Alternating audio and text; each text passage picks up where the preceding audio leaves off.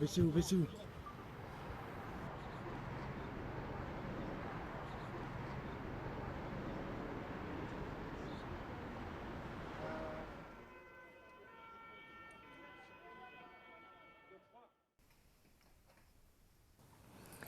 Alors mon année a commencé bien sûr par My year began with the news that my husband had been assassinated. l'assassinat de mon mari et surtout des états.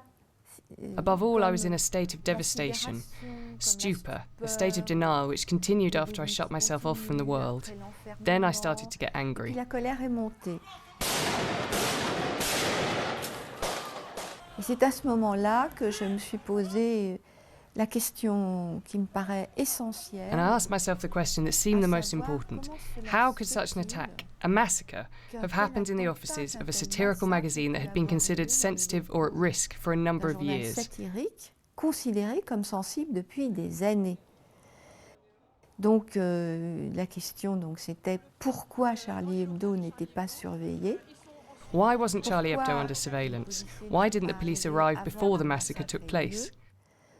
Pourquoi Why hadn't the magazine put in place the measures they'd been told to in order to protect themselves? Les travaux qu'on lui avait demandé de faire pour se protéger. Donc toutes ces questions-là, j'ai fait une sorte d'investigation. And I did a sort of investigation into all these questions, and afterwards when I got my notes together, there was this phrase that I'd heard all my life. Darling, I'm off to Charlie. Toute ma vie. Chérie, je vais à Charlie. Mais c'est la dernière phrase de mon mari, c'est un peu une phrase du quotidien. It was the last sentence of my husband. It was something he said every day. We'd had breakfast together, looked at our diaries to see what we were doing together, and indeed we were meant to have an appointment at 4 o'clock to visit an apartment. After that, we let each other get ready. Et puis là-dessus, chacun est allé se préparer. I was in my bathrobe when he came to me to say, Darling, I'm off to Charlie. Il est venu et qu'il m'a dit, chérie, je vais à Charlie. Et j'ai pas... Vous voulez, je l'ai regardé, mais... I looked at him, but I don't remember if I kissed him. You know, I was in a rush, it just happened like that.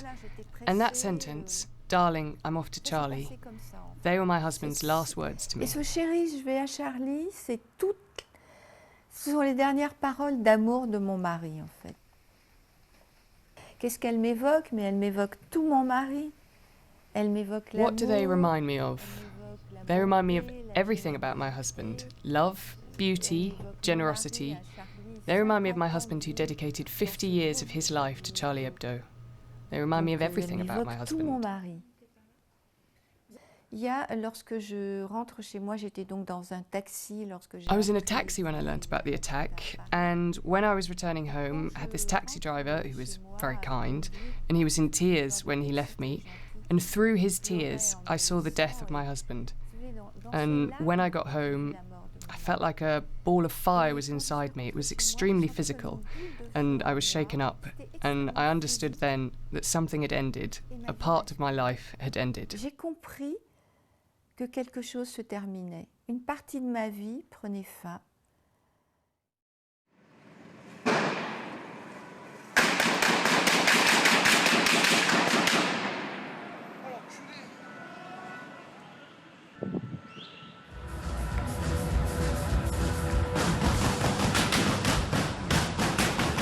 Écoutez, cette attaque a renouvelé ma colère. That attack made me angry again. Parce que je me suis dit qu'on n'avait pas tiré les leçons du 17 janvier. Because I said to myself, they haven't learnt the lessons from the 7th of January.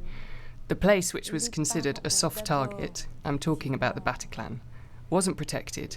There were no police, no barriers. Sensible, Bataclan, je parle du Bataclan, n'était pas protégé.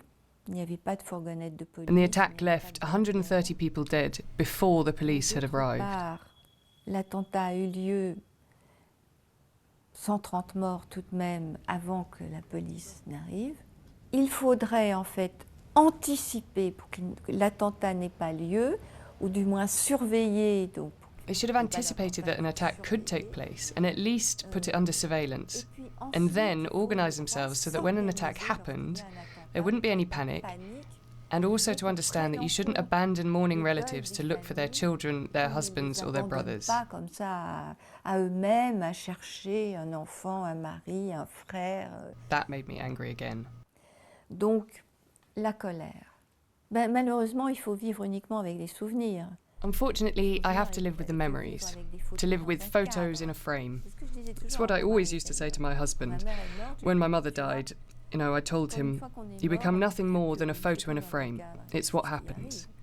So the future makes me feel very fragile, because I never asked myself that question when I was with my husband. Sur l'avenir quand j'étais avec mon mari.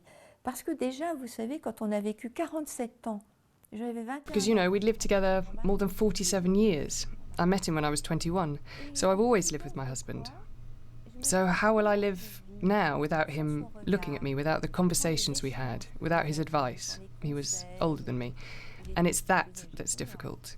And it makes me feel a bit fragile. C'est ça qui est difficile et ça me fragilise un peu. Et d'ailleurs, mon mari continue à me faire rire. Parce que quand je regarde ces dessins, my husband still makes me laugh when I look at his cartoons. For example, I found this sentence a few days ago that made me laugh a lot. Qui me fait beaucoup rire. Je ne crois en rien. I believe in nothing, but if God left me a message on my answer phone, that would make me happy. Ça me ferait plaisir. That made me laugh. So my husband continues to make me laugh through his cartoons, and I need to take care of them. À travers ces dessins dont je dois m'occuper.